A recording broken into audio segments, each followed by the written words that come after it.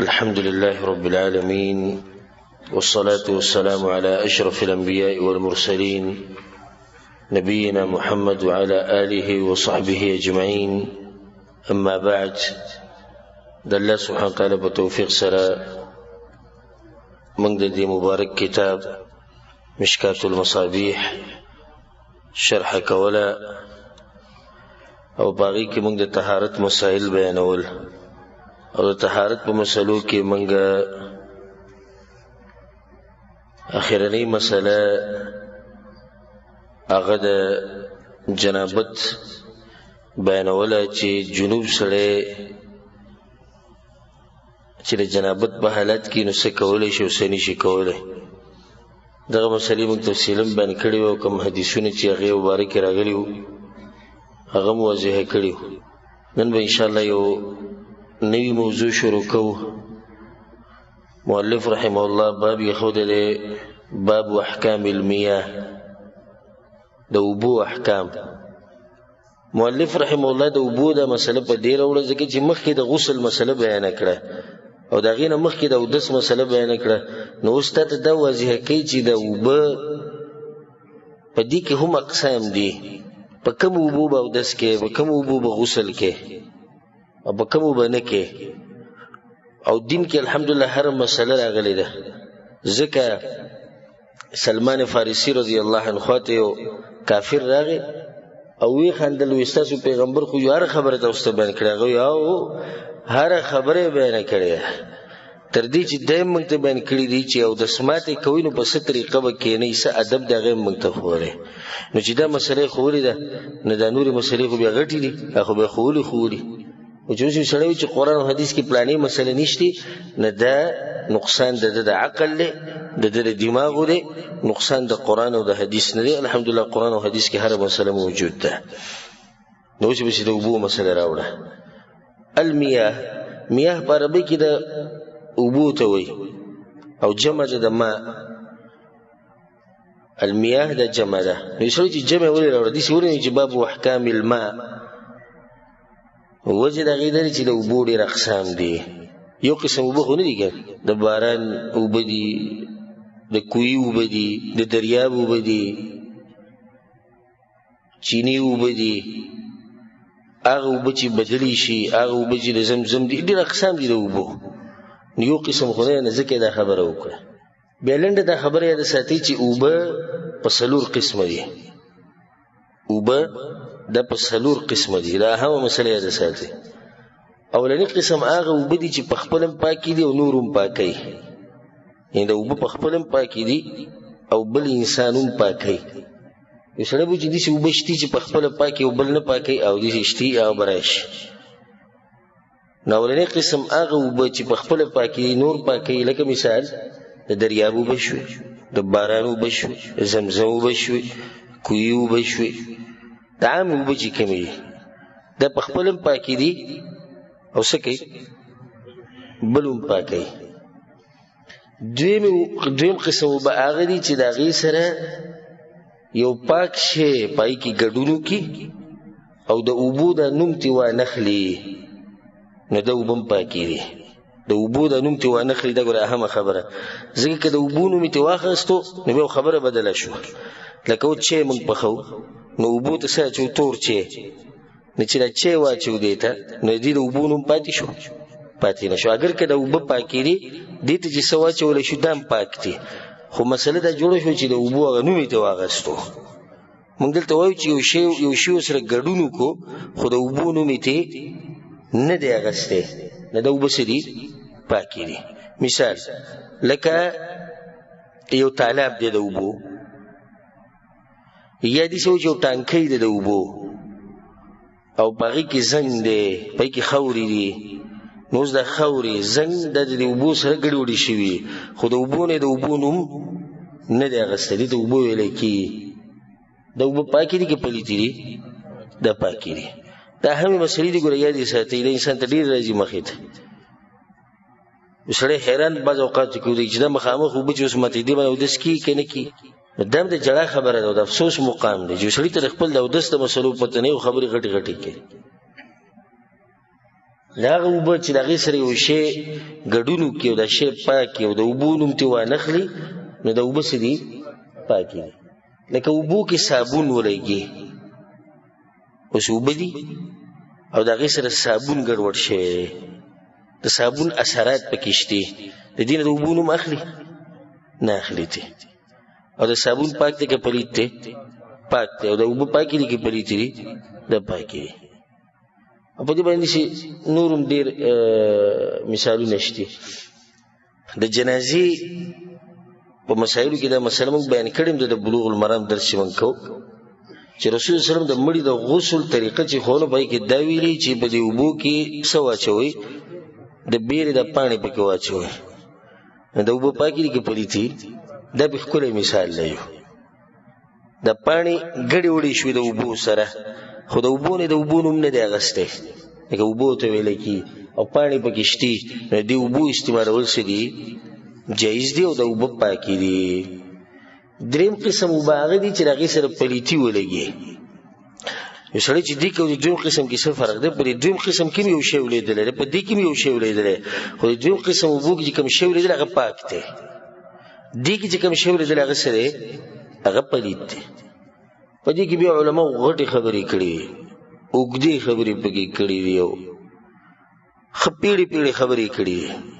چې په هغې باندې هغه سړی رسېدی شي چې هغه د علم سره تعلق ساتي او صرف علم سره تعلق نه چې ښه جوور د علم سره تعلق ساتي چې ښه تیز ذهني او دا کتابونه مطالعه کوي او دا اوږدې مسلې دي حاصل د هغه ټولو خبرو دا دی حاصل دې که اوږدو خبرو کې زه لاړم که نه نو ډېر ملګري بیا هم نه راشي ګنټه تقریر وکړه په آخره کې بیا قشاني سم چې په اوله کې نه دای څه فایده ونه شو خو د هغې تفصیل انسان په خپلو ځایونو کې کوي بعض مسلې دي سي بعض مسلې په شریعت کې چې په هغې کې په یو مسله کې د علماو 10 اقوال دي 10 اقوال او دا 10 واړه د خپلې خبرې دپاره څه ذکر کوي دلایل ذکر کوي کله چې علم خوی کېږي په جامعو کې او کله چې علما فارغه کېږي په صحیح معنو سره یو خاص هغه برکتي ونته کې علم کوي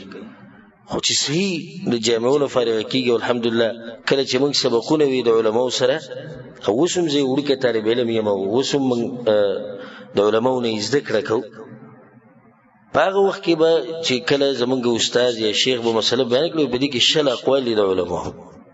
اولنی قول دی دلیل دی دویم قول دی دلایل دی دریم قول دی دلایل دی څلورم قول دی دلایل دی پنځم او ویشت چې روان شو په دې شلو کې کم یو مضبوط قول به هغې ذکر وجه سره به وجه ذکر کړ امتحان کې به سوال لاغی پلانې مسلې څه حکم دی مع ذکر اختلاف العلماء وادلتهم والراجح فيهم د علماو قول ټول ذکر کا دلایل ذکر کا راجح ذکر کا وجه د ترجیح ذکر کا دا علم کول دي چې اسان کار نه دی دا بس وي جو بد دوا کو زموږ هغه زوی ته وي قرآن 2 سپارې ویلي دي لکه دا 2 سپارې د قرآن ناظره ویل دا ته غټ علم ښکاري دغې ته مې وقف کړی قاري صاحب ولوي کور ته راځي دا علم دی قاري صاحب ولو کور ته راځي او ځي ماسپښین نه بعد چېرته ځي ماسپښین نه بعد وي جومات ته ځي مازدیګر پورې قاري صاحب سره نه شي دا ورته صرف علم ښکاري علم چې کې علم د سړي ملا ماتوي چې صحیح معنو سره علم کې او د سړي نه غټ عالم جوړي الله دې موږ ته علم نافع نصیب کړي ما خبره کوله چې تاسو ته حاصل ګورې ذکر کوم هغه اختلافاتو کې نه پریوزو حاصل دا لنډه او اسانه خبره د ټولو مسلمانانو وروڼو او خویندو دپاره هغه دا ده چې کومو اوبو کې پلیتي ولیږي نو لنډه خبره دا ده اوس به دې ته ګورو او په دې به دلایل راشي انشاءالله په دې باندې یو روایت هم شته اگر که روایت په سند کې کلام دی خو د علماو په اتفاق دی اتفاقي مسله ده چې اوبو ته یو پلیت شی ولیدو او په دې دریو اوصافو کې یو وصف بدل شو یا دریو نه بدل شو د اوبه پلیتي دي او هغه څه دی خون بین رنګ بس اوس اوبو ته منګک ولیدو د اوبه ته معلومې چې د اوبه پلیتې دي که پاکې دي خون رنګ بین چې په دې کې یو شی بدل شوی اوبه پلیتې دي که دا دریو نه بدلې شوي اوبه پلیتې او که نه یې بدلې شوي اوبه څه دي پاکې دي او داسې هم کېدای شي چې غټ تالاب وي او ډیم وي د اوبو او هغې ته منګک ولېږي سپی ورته ولېږي دا پکې اثر کوي؟ هېڅ اثر نه کوي، نه خوند بدلی، نه رنګ بدلی او نه بین بدلی. نو دا اوبه څه دي؟ دا پاکې اوبه دي. یا روانې اوبه چې کومې دې ته خلک څومره کچرې غوځاري، قسمه قسم کچرې خلک ته غوځاري، خو نه د اوبو خوند بدلیږي او نه رنګ بدلیږي او نه بین بدلیږي. نه دا اوبه پاکې دي. او که په دې کې یو وصف بدل شوی نو بس دا اوبه څه شوې؟ دا پلیتې شوې. دا لنډه او مختصر خبره ده. دا دریم قسم اوبه دي. څلورم قسم اوبه هغه دي چې هغه مستعمل اوبه دي چې استعمال شي په اودس کې په غسل کې. دا پاکې اوبه دي. چاردام کې چې کوم اوبه استعمال شي دا څه دي؟ پاکې اوبه دي. او په دې باندې دلایل موږ سره مخکې تېر شو چې رسول صلی الله علیه وسلم د لاس سنډل د هغې نه به د اوبه د هغه په جسم لګېدې یا په بل چا به لګېدې، د رسول صلی الله علیه وسلم بدن به د عایشه رضی الله عنها سره لګېدو. نور به په منځ منځ کې ما ډېر دلایل پیش کړي، که تاسو ویښ یې او که تاسو ته یاد نو دلایل به مخکې تېر شوي. دا څلور قسمه اوبه دي. نو د امام مالک رحمه الله او د اهل ظواهرو دا قول دی چې اوبه په لږو او ډېرو کې فرق نشته. لږې دي که ډېرې دي، پلیتي ورته ولیده بس ته به دې درې صفاتو ته ګورې. که دې کې یو بدل شوی به د اوبه پلیتې دي، که نه بدل شوی اوبه پاکې دي. او مضبوط قول هم د دلایلو په رڼا کې. امام شافعي رحمه الله څه وایي؟ امام شافعي وایي چې د 2 چاټو نه زیاتې اوبه نو دا نه پلیتېږي، او چې د 2 چاټو نه کمې نو دې ته چې پلیتوالی صرف ولیدو نو دا څه شوې؟ دا پلیتې شوې. لکه د 3 صفتونو ته پکې نه ګوري. او دا خبرې لږ په ویښه واورئ، اگر که دا مسئلې کېدای شي بعض ورونو ته نه وي خو یاد یې کوي. هغه وایي 2 چاټې اوبه دي. د 2 چاټو د اوبه چې کمې دي، 2 چاټو نه چې کمې دي دې ته چې څنګه پلیتې ولیده دا څه شوې؟ پلیتې شوې. او د 2 چاټو نه چې زیاتې دا نه پلیتېږي الا دا چې رنګ بین خونې بدل شي. بیا د امام ابو حنیفه رحمه الله او دغه د مذهب چې کوم علما دي هغه پکې بیا ښه اوږدې مسلې بیانې کړي. لکه بعض څه وایي اختلاف پکې دی، او په خپلو کې اختلاف دی. بعض وایي چې 40 ګزه یي، یعنې د اوبه چې څومره دي د دې ځای اندازه به څومره یي؟ 40 ګزه، 10 ګزه، 10 ګزه، 10 او 10، 40 ګزه شو. دا اوبه دا نه پلیتېږي. که د دې نه کمې نو چې صرف ورته پلیتې ولیده دا پلیتې شو. ښه نو دا اوبه به څنګه معلومې؟ وایي چې یو طرف یې وړقې چې بل طرف یې نه ړقېږي. یو طرف ته وړقه اوبه بل طرف نه ړقېږي نو دا اوبه که دې ته څه شی ولیدو نو دا ولیدو سره نه پلیتېږي. د 3 صفاتو ته به یې ګوري. بعض پکې بیا وایي 8 ګزه، 8 او 8 ګزه به وي. او دا ټولې خبرې څه دي؟ په دې باندې هېڅ دلایل نشته. او ځکه خپل علماو هغوی دا خبره کړې چې صحیح خبره چې په دې باندې دلایل نشته. او لنډه مسله د قرآن او حدیث په رڼا کې هغه دقه ده. عوامو ته هم اشکال نه پرېوځي، عوامو ته هم خبره اسانه شو چې اوبه لږ او ډېرو کې فرق نشته. پلیتي ورته ولیده راشه خوند بین او رنګ یې چک که. که برابري اوبه برابر دي، برابر نه اوبه پلیتي، خبره ختمه شو. نو د دین اسان دی. بعض اوقات کې په خپله د دین چې دی ځان ته ګران کړو. ښه دلته یوه مسله یاده ساتئ، مطلب دا نه دی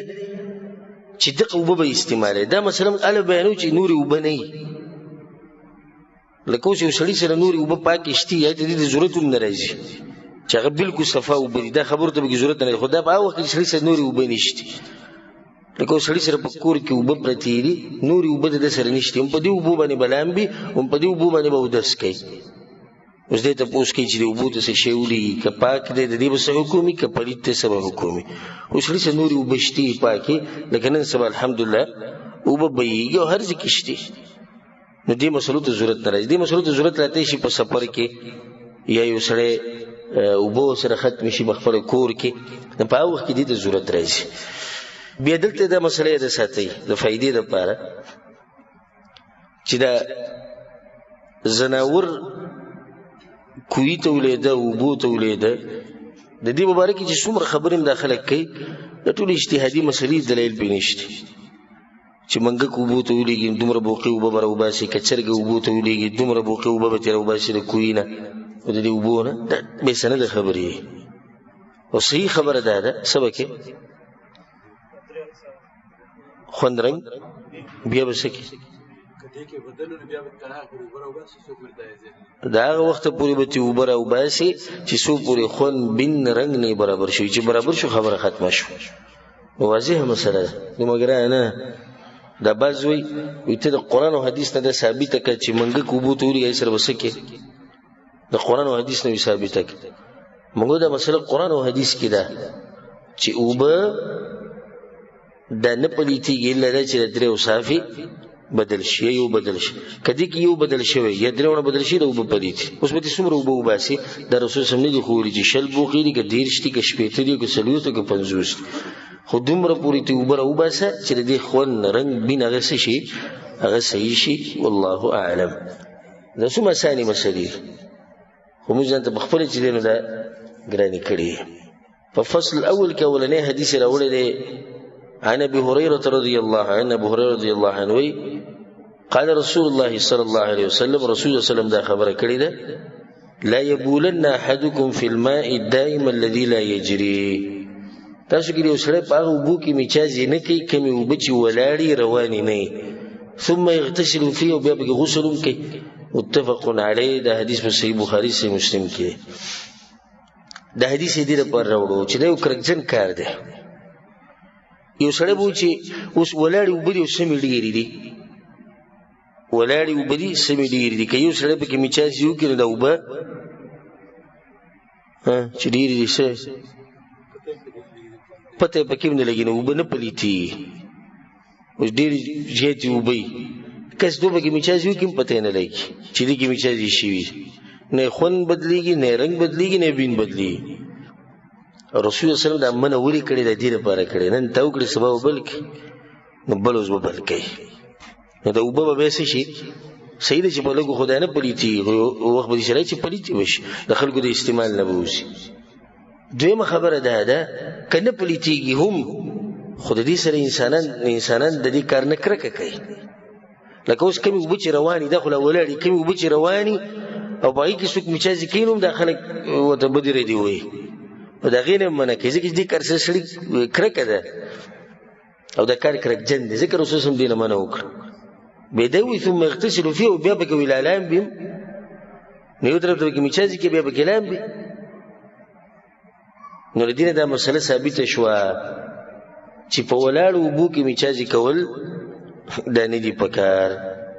وفي روايه لمسلم امام مسلم په روایت کې لا يغتسل احدكم في الماء الدائم وهو جنوب تاسو کې یو سړی په ولاړو وبو کې غسل لکې د جنابت په حالات کې نو ابو هريره رضی الله عنه ته وی چې د حدیث اوریدل ابو هريره وی کیف يفعل يا ابا هريره نو لام به بسنګه ته چې د وبو کې باندې لام به کنه نو دې بلام به څنګه وی يتناوله تناولا راخلي دي داغینه یعنی په دې غاړه دی تکینی او بدی ته راخلي د دې لپاره چې د معاشري د پاکوالي او د طهارت پر رسول سم دا خبر وکړه نور دا مسله موږ سره مخ کې تیرې شوې ده چې د جنوب سړی بدن د پاتې کپلیته پاک دی رسول سم دې منو وکړه چې دا وب نور خلکو می استعمالي او کرکجنی نشي دلیل په دې باندې چې بدن پاک ته چې ابو هريره رضی الله عنه چې بغاړه کینو لامبه نه دي چې لامبه داري به وبو ته ځي کنه بزي زیبا دا وبو واپس دی وبو ته ځي کنه بزي زیبا خدای سره وبنه پلیتی کپلیتی یو سره نه پلیتی دا سره وبه والله اعلم داغه بعد حدیث ته عن جابر رضی الله عنه قال نهى رسول الله صلى الله عليه وسلم ان يبال في الماء الراكد رسول صلی الله علیه وسلم منع کړی دی چې سره میچازیو کی تشی میچازی په ولاړو وبو کې رواه مسلم چې تشو میچازو نه منع کړل دا ډکه میچازی پکې د نراړي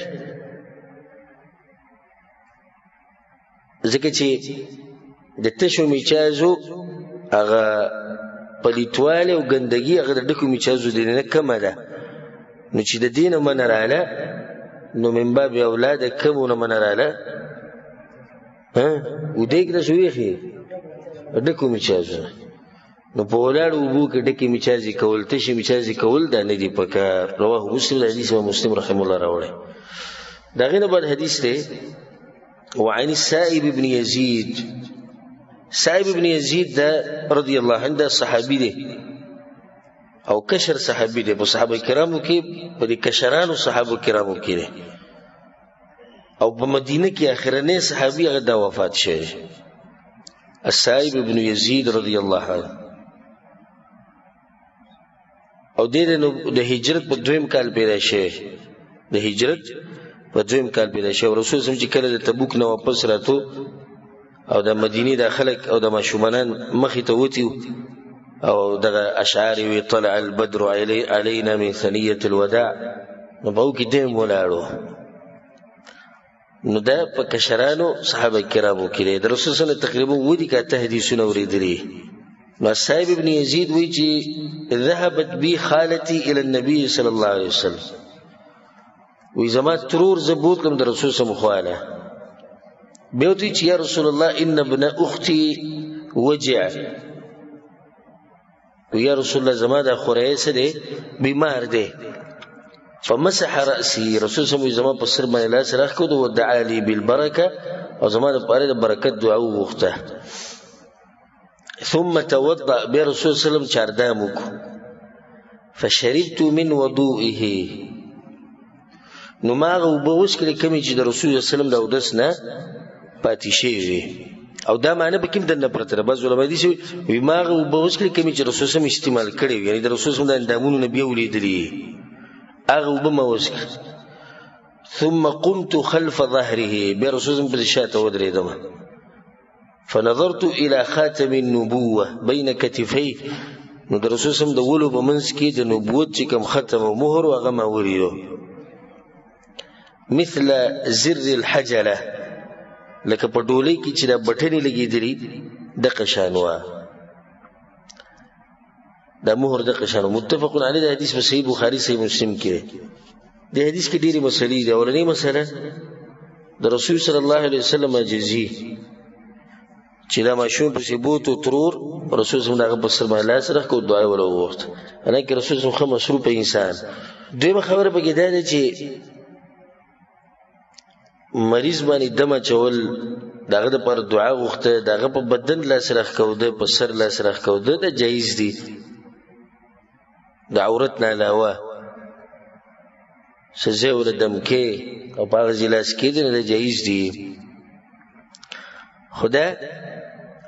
د زنانو په حق نه لکه نن سبا چې کوم کاروبار روان دي زموږ په ملکونو کې او دغه دروغجنې کوي د کوډګر نو زنانو ته نشتی د په سرونو بل سره کوي د په ملا بل سره کوي او دا ته ولاړي سنا آشنا قصې به ویني ناشنا پرون مې یو نوې قصه دا ولیده چې په دې بسند کې د کمزې کېو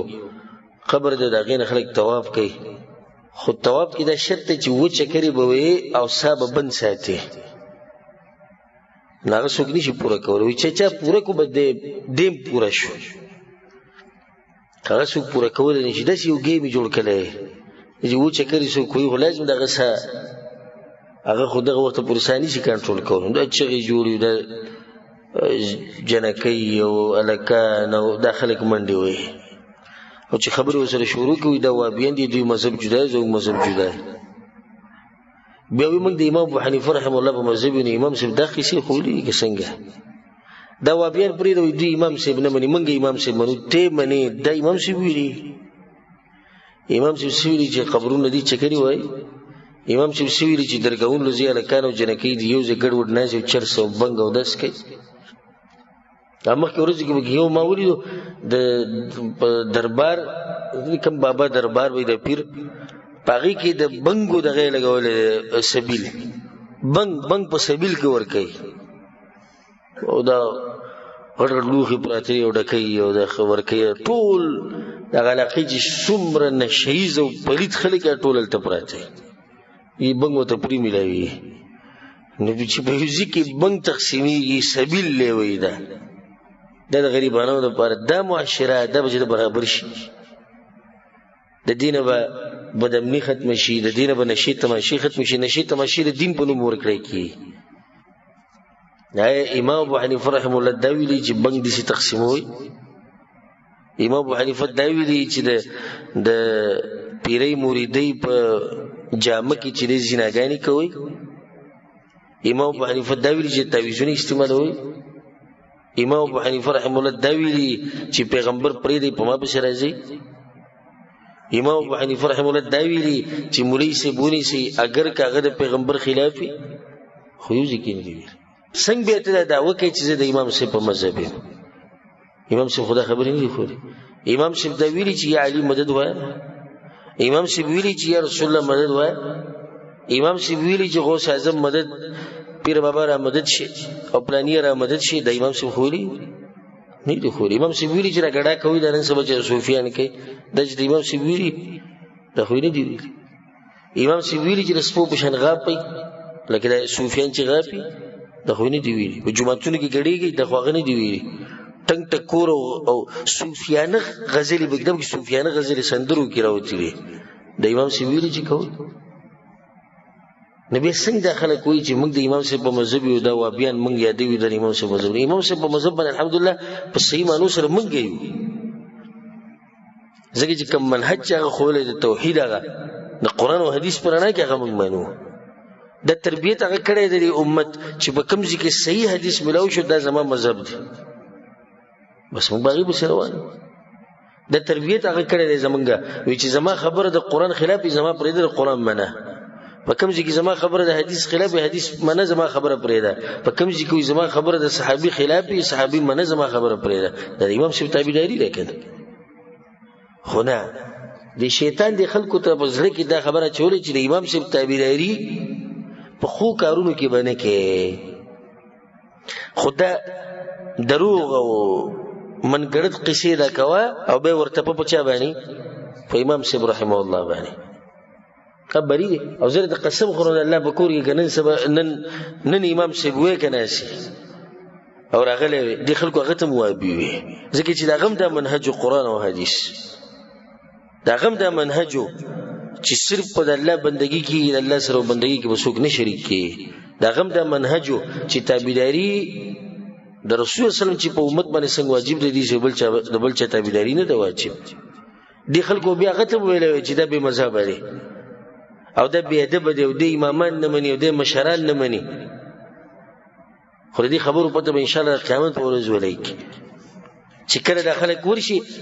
او الله وی امام صاحب ته چې تادوی ته د خبرې خولې دوی خو مکتب په مذهب هغه چې ما خدای نه دی خولې دوی خرسترګي پاتې شي د قشان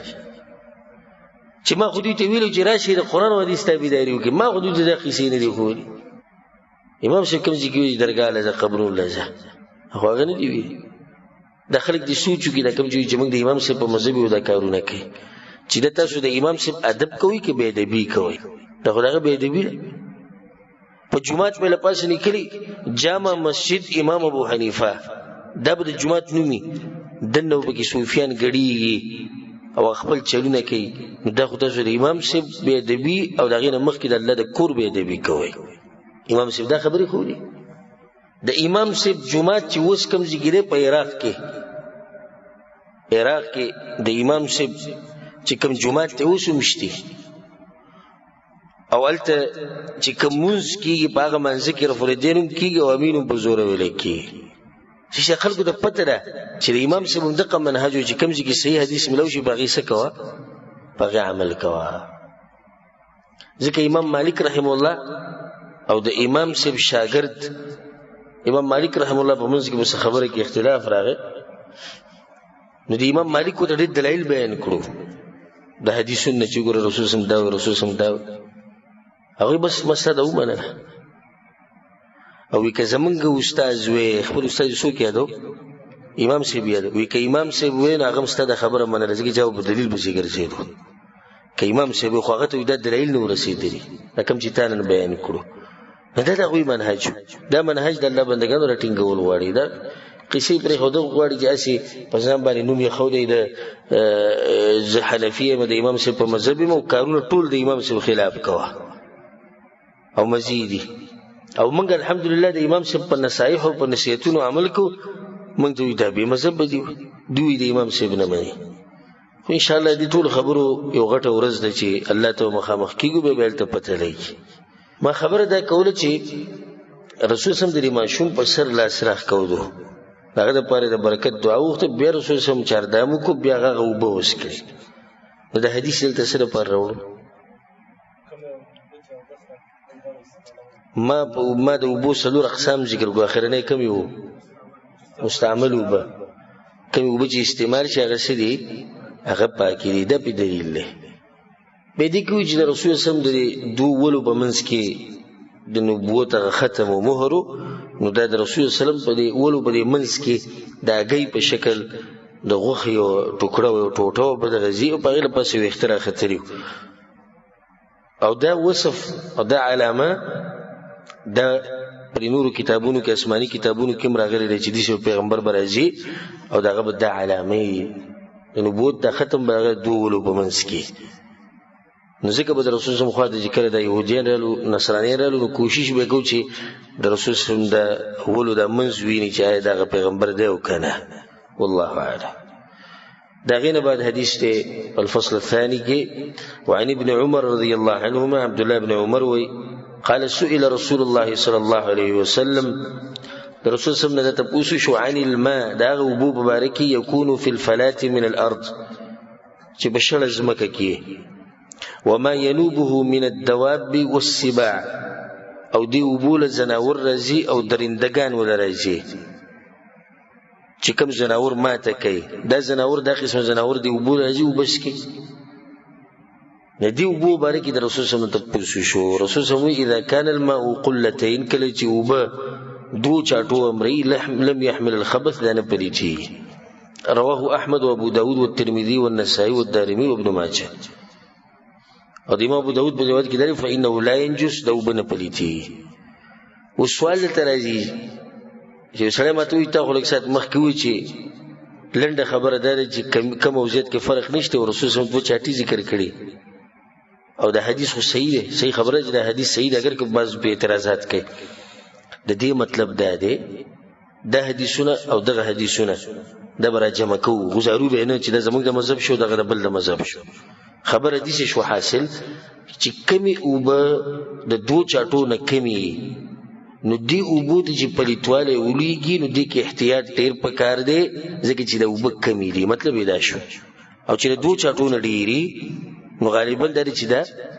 په دې کې د پلیتی اثر نه کوي. دلته مسله دا بیان شوه اصل د مسلې دې لپاره راوړه د حدیث دې لپاره راوړو چې دغه اوبه څنګه دي چې کومو کې د زناورو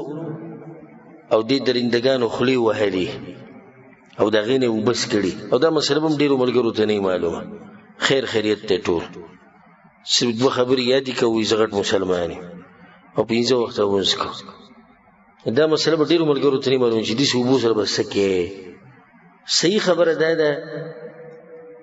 یو خو هغه ساروی دي چې دغه غوخه خوړه کی او بخو پاکي دي لکه بیزه ده میخه ده غوا ده اوخ ده د دې جوټه څه ده پاکه. اختلاف هغه د هغه زناور په جوټه کې چې هغه غوخه حرامه ده او هغه درنده دي او هغه ماته کوي نو دې کې هم صحیح خبره ده اگر که بعض علماء دا پلیتره په دې باندې دلیل ډیر شعر روان دي. یو دلیل پیدا دی کوم حدیث چې مونږ وی چې دا څه ده د پاکه ده او بعض علماء په کې د دوه زناور استثناء کوي یو سپی او بل خنزیر. د سپی مبارک هغه راغلی چې لوخي کې جب وینو و پیری بینځي خنزیر مبارک الله سبحانه وتعالی حکم کړ نو احتیاط دی چې دوه به تلری کو خنزیر او سپی د دې نه راو چې کم زناور هم په وبو کې خلو وي نو دا وبس دي د پاکي دي او په دې باندې ان شاء الله دلایل روان دي نورو چې هغه تاسو ووري یا په دې درس کې یا پر روان درس کې. دا غیر بل حدیث ته وعن ابي سعيد الخدري رضي الله عنه ابو سعيد الخدري وي قال قيل لرسول الله قال قيل يا رسول الله وی دې شو ویل شو رسول الله په مخ کې چې یا رسول الله اې د الله پیغمبر انا توضأ من بئر بضاعه یا رسول الله د بضاعه کوی چې د دې موږ ودس کولې شو کنه وهي بئر نودي کوی د يلقى فيها الحيض چې بدی کې د حیض د زنانه باندې کوم بیماری راځي دغه وینه چې په کوم کپړو پاکه شي دا کپړې به کې ولیدلی ولحوم الكلاب د سپو د غوخي به کې برتي ونتن او نور دي سي مرداري وتبكيولي. فقال النبي صلى الله عليه وسلم رسول الله دا خبر وکړه ان الماء طهور لا ينجسه شيء وبپاکي دا پس شي نه پليتي. رواه احمد والترمذي وابو داود والنسائي. امام احمد امام ترمذي امام ابو داود امام نسائي ټول حدیث اورو صحیح حدیث دی. په دې کې ډېری مسلې اولنی مسله د بئر بضاعه تیو کوو د بنو ساعده قوم په محله کې د غوی په چم کې وده او کم کسي د کوې کنسته د غنمو بضاعه نو د دې کوې نسبت هغه ته کېږي بئر بضاعه. دې کوې ته به دغه د حیز د ګندګي دغه ټوټې چې په باندې پاکه شوی وه او د سپو د غوښې او د قسمه شي نه به ورته ولیدو. سوال دلته په زړه کې دا راځي چې صحابه کرام خو ډېر اوچت خلک وو، آیا دا ورته هغوی ګزارل؟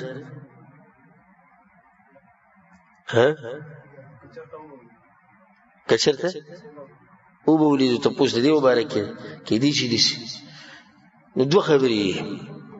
یا خو دوی دا تپوس کوي چې یا رسول الله پخوا دې ته خلکو غزار کړي دي اوس د دې اوبو نه موږ اودس کولی شو که نه پخوا د خلکو کوي ته دا شي ګنبله دی ورته غزار کړي او یا دا واضحه ده چې دا کوی د باغ په منځ کې و او خلکو به دا ګندګي د باغ ته راغزارله داسې کېږي زموږ علاقو کې خلک باغ ته ګندګي غزاره کړي نه دا به دې باغ ته غزارله کله به سیلۍ راغله طوفان به راغی سیلاب به راغی نو دا ګندګي به چېرته وړه دا به دې کوی ته غزاره کړه. نور داسې زموږ سوچ هم نشي راته چې صحابه کرام دومره اوچت خلک ته هغه دا ګندګي راغلې کوی ته دې غزاري او بیا دې تپوس کوي چې دې کوی نه موږ اودس کولی شو که نه نو خو مه غزارې ورته ګندګي چې بیا دې تپوس کول نه خو دا هغوی به خپله نه غزار کړی دا کوی دی کولاو دی او د باغ په منځ کې دی باغ ته خلک ګندګي راغزاري چا یو کپړه راغزار کړي چا غوښه راغزار کړي چا مردار راغزار کړي باران وشي سیلاب راشي سیلۍ راشي تیزه نو دا ګندګي اوچته کې اوسه ته غزار کړي دې کوی ته غزار کړي نو ځکه هغوی دا تپوس وکړو. دې حدیث کې دا دی چې رسول صلی الله علیه وسلم ورته څه ووایي چې اوبه پاکې نه پلیتي دغه مسله شو که ما تاسو په اوله کې وایي چې اصل دا دی چې اوبه پاکې دي نه پلیتېږي الا چې په دې درې اوصافو کې یو بدل شوی لنډه مسله شو. دا اوس کوی دی دې د ګندګي ولیدلی دی سپی ورته ولیدی هر شی ورته ولیدی رسول صلی الله علیه وسلم اوبه نه پلیتېږي نو بیا دا خبره واضحه ده د یو بل روایت نه او دغه شان اجماع ده په دې باندې مسلمانانو چې لاړ شه د اوبه وګوره چې په دې درې اوصافو کې یو بدل شوی خو پکې نه دی که بدل شوی به اوبه پلیتې دي اوبه ترې راوباسه چې پاکې شي او که نه د هر څه ورته ولیدلي دی او د اوبو خوند بین رنګ بیا هم برابر دی نو اوبه څه دي اوبه پاکې دي دین اودس کیږي والله اعلم. دا غیر بعد حدیث دی وعن ابي هريره رضي الله عنه ابو هريره رضي الله عنه وی سأل رجل رسول الله صلی الله علیه وسلم یو کس تپوس کو د رسول سلام نه او دا یو کس دی په دې حدیث کې خو کس ورته ویلی شوی دی په نور حدیثونو کې د نوم راغلی دی عبدالله المدلجي دا یو کس د به کشتۍ چلوله ګرځېدو بخکار پسې نو په دې کشتۍ کې به کته به راتو په دریاب کې ده تپوس کو یا رسول الله انا نرکب البحر یا رسول الله به دریاب کې ګرځو را ګرځو ونحمل معنا القليل من الماء ځان سره اوبه وړو خو لږ وړو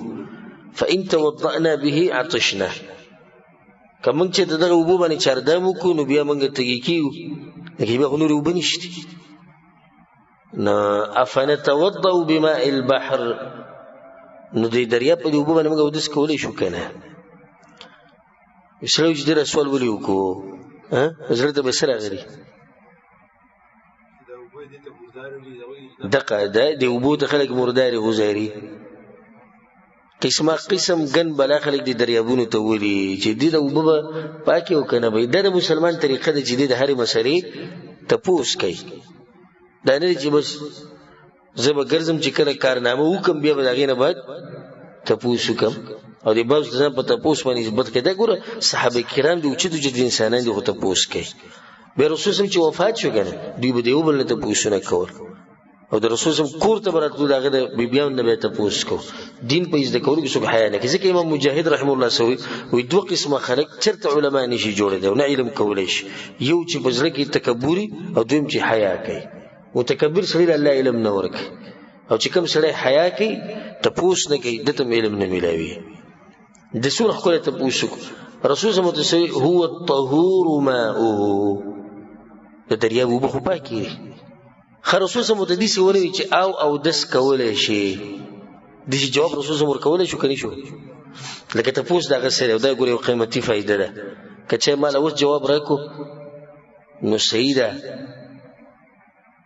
او زبل انام ورکوم کچې جواب را نه کول به شو ګرځي د دې جواب پیدا کړي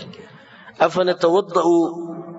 بماء البحر یا رسول الله د دریاب په وبو باندې موږ او دس کولای شو کنه سوال خدا دې کنه جواب دې پکارو نعم چې او کولای شي خو رسول صلی الله علیه وسلم نعم ونه رسول صلی الله علیه وسلم د دریاب وبو پاکي دي واځه کې دا وبای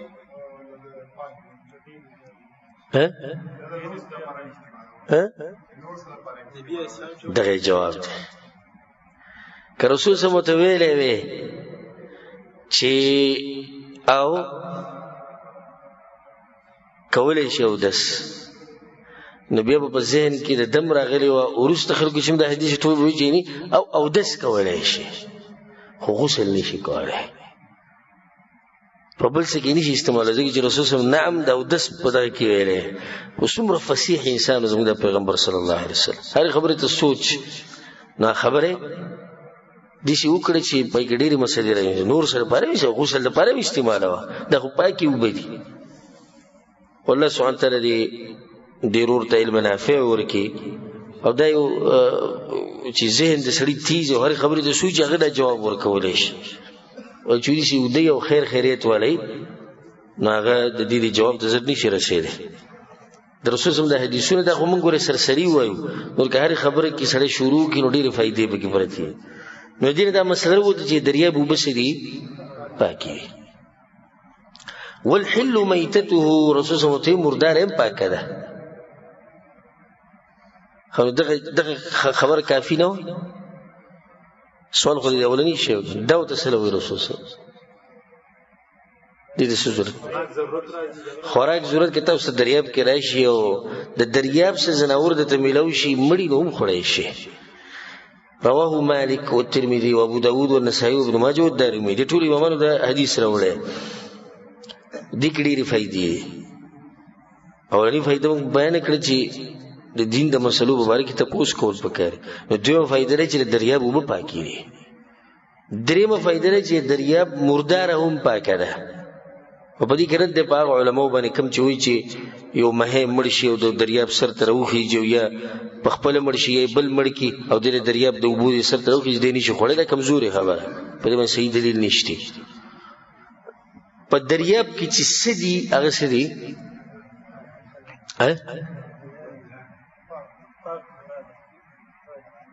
کوم څه چې بار حلال دی التم حلال دی کوم چې بار حرام دی هغه التم حلال دی مثلا مار دوغو مار چې نو یینو د بار حرام دی هغه دي کې د علماء اقوال دي یو قول د علماء ده دی وي په دریاب کې چې سدي دا ټول حلال دي چې څه پکې د ملوي د حلال دي هر قسم زناور شي دویم قول ده دی چې صرف مه او د مهي او سو اقسام ذکر کوي زموږ د مولین دا خبره کوي هرګه به دې بس صحیح دلیل نشته چې رسول صلی الله علیه وسلم عامه خبره کړي دریم قول ده دی او دا به ان شاء الله راجحي چې ټول چې سدي په دریاب کې هغه حلال دي الا دا چې دلیل لاغلی چې دا حرام دي شریعت ویلي چې دا حرام دي لکه وبو کې شي حرام دي د وبو سپه ولې دې سپه ورګ نسته دا حرام دي مار شو بل خنزیر شو نه د وبو څه شی وای چې هغه اصل د وبوي مگر مت شو بل چیندخ شو دیو برکه نصر غره نور دین علاوه چې بوبو کې سدي هغه سدي هغه حلال خدري وبوګره انسانانو می ته تاسو پته شتي دریاب کې انسانانو می دنه د مهو په شکل باندې هغه ته دریاب انسان وای د وبو انسان وته وای د خوراک څنګه دي نو علما د دینه منع کوي چې دا به نه خوري په دې چې د انسان یو عزت او یو تکریم دی والله اعلم اگر که زړه خو دغه تر ته مطمئن کیږي چې هر څه حلال دی چې حدیث کې عامه خبر راغلی ده خو کو دا قید وسره ولګي چې الا هغه چې رسول الله صلی الله علیه و بارک ویلي چې حرام دي په و چې حرام دي هغه په وبو کې هم حرام دي والله اعلم دا غینه بعد حدیث ته وعن ابي زيد عن عبد الله بن مسعود ان النبي صلى الله عليه وسلم قال له ليله الجن ابو زيد وی ما عبد الله بن مسعود دا خبره اوریدله وی هغه ماته وی رسول صلی الله علیه وسلم دا خبره کړو په کوم شپه چې د رسول صلی الله علیه وسلم ملاقات د پیریانو سره شیو وی زه سره ومه ما في اداوتك یو ماته وی چې تاسو رسیدي د بوتکی کې دې سره غستی وی ما ودی چې نبیذ یا رسول الله د کجورو شربت ته نبی دې څه ته وای چې وبو ته کجوري واچي ابا کې پری دي که خټ کولی او کني خټ کولی نو د دې وبو نه څه جوړ شي شربت تی جوړ شي وی رسول صلی الله علیه وسلم چې تمره طیبه وماء طهور کجورم پاکه ده نو وبې سدي وبېم پاکي دي رواه ابو داود وزاد احمد والترمذي فتوضا من امام احمد بن ترمذی په کتاب راوړي چې به رسول الله دغه نو د سکو نو په شربت یو د سکو په دې مسله کې اختلاف دی جمهور العلماء یعنی د امت ټول علما دا وی په دې ودس نه کی سوی د احنافونه چې هغه په دې باندې ودس کی او دا حدیث سندن کمزور دی او ځکه په دې پسې د ابو زید چې کوم دی د عبد الله بن مسعود د شاګرد د خپل مجهول دی محدثي وي دا مجهول له سند خو دې درسم کمزور خو به په بل روایت راوړي دوی مصح عن علقمه وي عن عبد الله بن مسعود د عبد الله بن مسعود شاګرد خو ثقه شاګرد معروف قال لم اكن ليله الجن مع النبي صلى الله عليه وسلم زه خو د رسول الله چې ته په دغه شپه وته نه په کوم شپه چې رسول الله د پیریانو سره ملاقات کړي رواه مسلم دا روایت امام مسلم راوړي په دې کې سره شک نشته نو دا وس مضبوط شاګرد دی دوی چې عبد الله بن مسعود سوی چې زه چې د بدغه شپه د رسول سره ملګری شوی نه نو به دا قصه د کم زین رااله چې د کجورو په شربت باندې او دسیو او د احناف قول چې د کجورو په شربت باندې او دس د کی د دې او دس پاکي صفای خو نه کې خګندګي جوړي د مچان به بنګي او دا قول کمزور قول انتهایی کمزور قول او جمهور العلماء څومره چې علما دي هغه ټول وي دا خبره کمزوري خاصی ځل کې سوال لازم چې اوس یو سړی دغه سره وبنيشتي بالکل او کور لټ پلټ کو صوت ملو نشو او د کجوري شربت وته ملاو شو په دې بودس کې کنه وکی ها ولي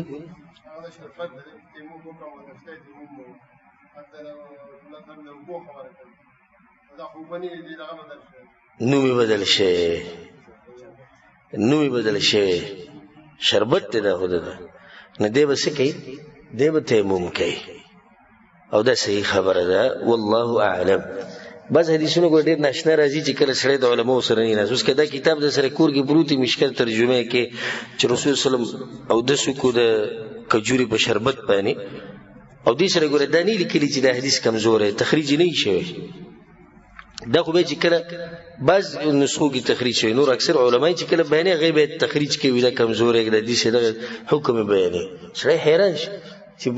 شربت باندې رسول الله څنګه چې دی او دس کړي او سندل کمزور دی خو بیا وګوره احناف علما سوي وی د کجوري په شربت باندې او دس د کی ګوره دا وی قول له دا کمزور قول پر خو دی نشي ولي نشي پر خو دی دغه چې مذهب کې نو ته هم چې دا د منلو خبره ده چې سړی به د کجورو شربت به راغستې په هغې به مخینځي هغه په ویښتو کې مسه کوي دا بس څه وکړو مجبور دي ځکه چې هلته پړی ورته د مذهب پروت دی دې نه خو دې خو نشي تللی د هغې نه بعد حدیث دی وعن کبشه بنت کعب بن مالک کبشه وایي چې د کعب بن مالک لور ده وكانت تحت ابن ابي قتاده رضي الله عنه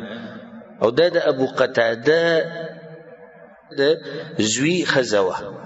نه. د ابو قتاده څه شو؟ انګور شو. ابو قتاده رضی الله عنه انګور شو.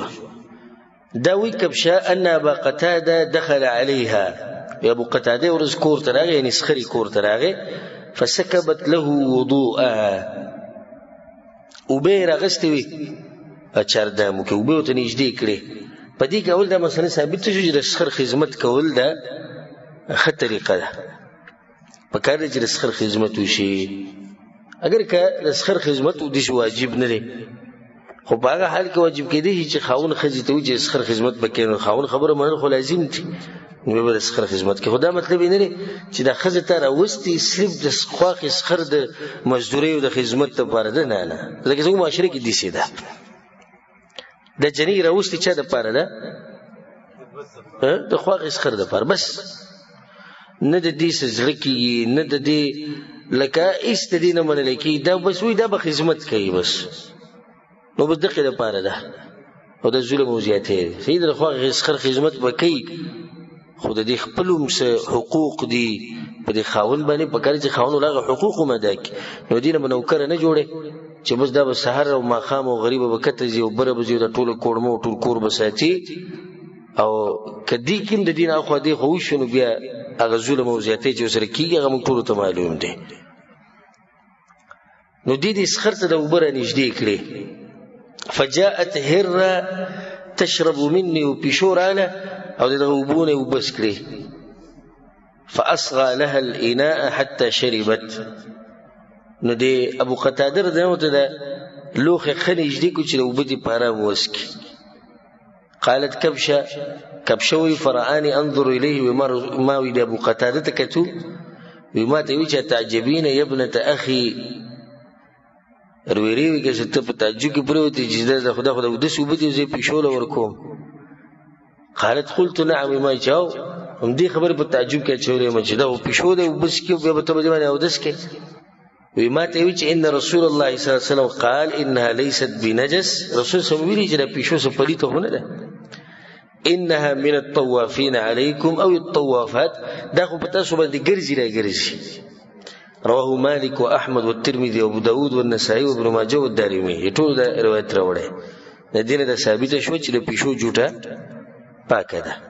لکه مخکې موږ دا خبره وکړه چې صحیح خبره ده چې د هغه زناورو چې هغه نه خوړی کېږي، د هغوی غوښه حرامه ده، د هغوی جوټه څه ده؟ هغه پاکه ده، الا سپی او خنزیر. نو دا پیشو چې دی دا حرام دی، خوراک یې څه دی؟ حرام دی. خو دې داسې پلیت نه دی چې د جوټه پلیته او د بدن سره ولګېدوي کپړې پلیتې شوې. نه، وجه څه ده؟ رسول صاحب وجه ذکر کړی، وایي دا خو ستاسو خوا کې ډېر ګرځي راګرځي، نه خو تاسو ته مشکله شو. لکه چې پیشوګان خو کورونو ته راځي، کله په لوښي کې یو لوښي کې لوغېږي، کله څه کې لوغېږي، کله پی وڅکي، کله اوبو کې. نو چې داسې دا مسله شي چې دا په څه شي خوله کې د هغه پلیت شو، نو خو ډېره ګرانه شي بیا. نو شریعت زموږ دپاره اسانتیا جوړه کړې ده. د دې حدیث نه دا مسله ثابته شوه. انشاءالله باقی چې کومې مسلې دي، یو څو حدیثونه په دې باب کې پاتې شو د اوبو په دې مسایلو کې، هغه به پر روان درس کې پوره کوو. د هغې نه بعد بیا باب یې ښودلی دی چې پلیت شی به پاکې څنګه، ځمکه پلیته شوه دا به څنګه پاکې، کپړې پلیتې شوې دا به څنګه پاکې. نو دغه مسایل به انشاءالله د دې نه بعد بیانوو. الله سبحانه وتعالی دې موږ په خپل دین باندې پوه کړي، او الله سبحانه وتعالی دې موږ له توفیق راکړي قرآن او حدیث باندې عمل کولو. او څنګه چې الله سبحانه وتعالی موږ په دې مبارک جومات کې یوځای کړي، دغه شان دې الله سبحانه وتعالی موږ په جنت الفردوس کې د خوږ پیغمبر محمد صلی الله علیه وسلم سره یوځای کړي. هذا وبالله التوفيق، وصلى الله وسلم على نبينا محمد وعلى آله وصحبه أجمعين. چا سره ستپوسی نو تپوس کولی شي. دا شرک دی یا رسول لیکل په گاډو باندې په کورونو باندې دا شرک دی، او یا الله په گاډو په کورونو باندې لیکل دا بے ادبي ده. یا الله دا په گاډو په کورونو باندې لیکل بے ادبي ده. او په دې کې یو فائدہ ده، بس خلک ماشاءالله تبارک الله لیکي، کور چې جوړ کی سي به لیکلي ماشاءالله تبارک الله په گاډي لیکلي. د دې باره کې تاسو وایي هم د الله نوم دی بدل کړل نو کو دې لپاره لګولې چې لکه خلک ماشاءالله وي نظر نشي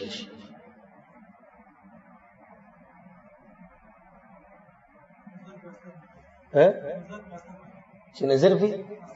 اثر نه غني صحیح ده نظر چې د الله په اختیار کې د الله باندې بغیر نشي کولای عقیده د لري شي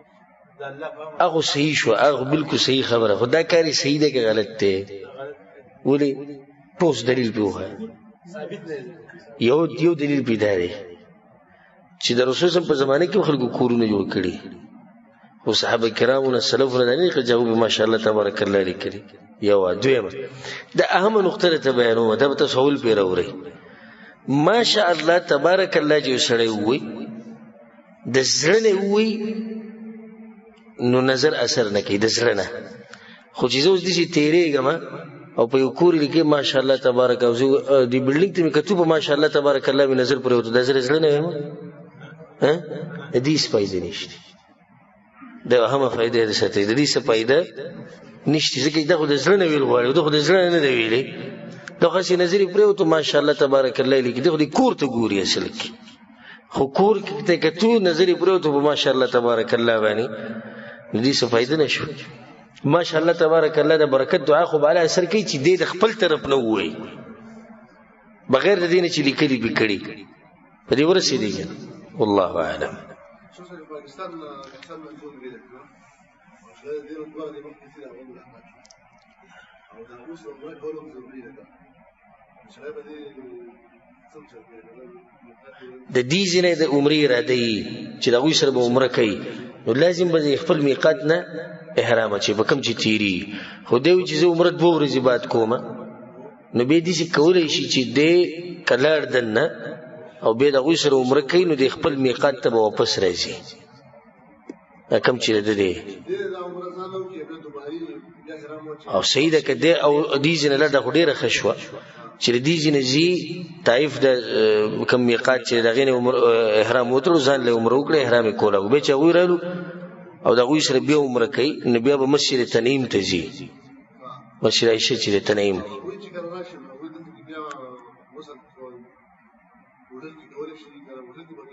احرام برکه کم ځای چې هغه چې احرام پاکستان نه چې راځي د غوي خپل میقات ته خو مسله دا چې د غوي د میقات چې کله راځي نو غوي په هوای نو دوی به کیسه د احرام خو دوی په جز کې بدلول شي د صادره ولنګ خوای کې بدلول ګرانی نو اکثر به تاسو دې چې په خبر نه صحابت نشو کوم د عمرې دغه پر راځي د اول نه احرام اچي نو خه طریقه مدقه اول نه احرام واچي کله چې د جاز په دې میقات باندې اوړي نو جاز ولا باقاعده اعلان کوي چې اوس موږ د میقات په حدود باندې تیریږو نو دغه ټیم کې به تلبیه وي اللهم لبیک عمره یا لبیک اللهم لبیک د تلبیه کوي چې زه په دې عمره کې څه شوم نن وتم زما عمره شروع شو د میقات ته جدید چې ورسي جدید د میقات نه دی ګوره ځکه چې د میقات باندې تیر شوی د لپاسه په وړېدلې جدید خو د جدید چې ده کنه ګوره د حرم دی د جدید د میقات دی نو جدید په کوم ځای کې ده د پمنس کې ده میقات خو دی خو حرم دی د زید هغه چا د پر دی رسول الله صلی الله علیه وسلم ومن کان دون الميقات څوک چې د میقات نه دن نه دی د غوی زید احرام هم دغه دی کوم ځای کې جوسی خدا دې چې کوم را روان دي د دې زینه په دې میقات باندې راوړېدو نو دا زیر در پر میقات نه دی د بل دې زینه بیا لازم دلته راځي اراده ولا عمره او حج ها کې وسړی راشي د حج او د عمره اراده نشته راغه جده کې سکار دی د جده کې خپل کار ختم کو به پسړی کړو چې عمره کومه اوس د پر میقات دغه زیاده په کم ځای کې چې دی او بل میقات ته ضرورت نشته والله ها څنګه او دا رسول الله سلام ټاکلي رسول الله سلام يخودي هن لهن ودا میقاتونه د غلاقوله د پاره دي او څوک چې په دې علاقه تیری د میقاتونه خو شریعت يخودي زه زموږ خپل مرزي وایو موږ به ځان له دې نږدې یو خو دی یا به بالکل حرم په خوا کې یو دا کړه خدای د چټه کړی دي د رسول سلام ته خوري نشي کولای شي بالکل مسله شي ته وزي دا غزنه به حراوي والله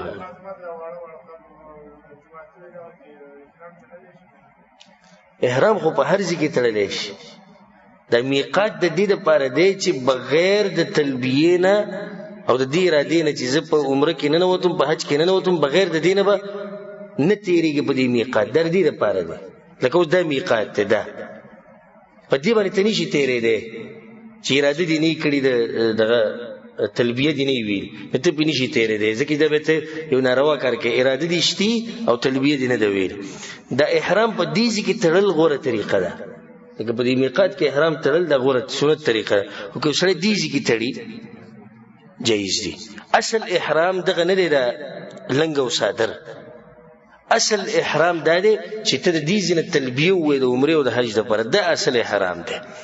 څنګه اصل دی؟ په دې ځای کې چې ته کله احرام واچې او دې نه ډېر ملګري ګورې نه دي خبر، دلته چې ته احرام واچو دا لنګ او صادر، نو ته سر هم پټولی شي، ویښته هم واړه کولی شي، خوشبو هم لګولی شي او هر څه کولی شي. نو دا خو مطلب دی چې اصل احرام دې لا نه دی اچولی. احرام خو مطلب په تا باندې به څه حرامي الا به تا نه دي حرام شوي. د دوو صادرو سره څه نه حرامي، خو دې ځای چې کله ته راغلې دا حدود دي. د دې نه چې اورېدې ته ووایې اللهم لبیک عمره، یعنې یا الله زه په عمره کې ننوتم، اوس تا احرام واچو، اوس په تا باندې حلال کارونه څه شو؟ هغه حرام شو. والله اعلم، وصلى الله على نبينا محمد.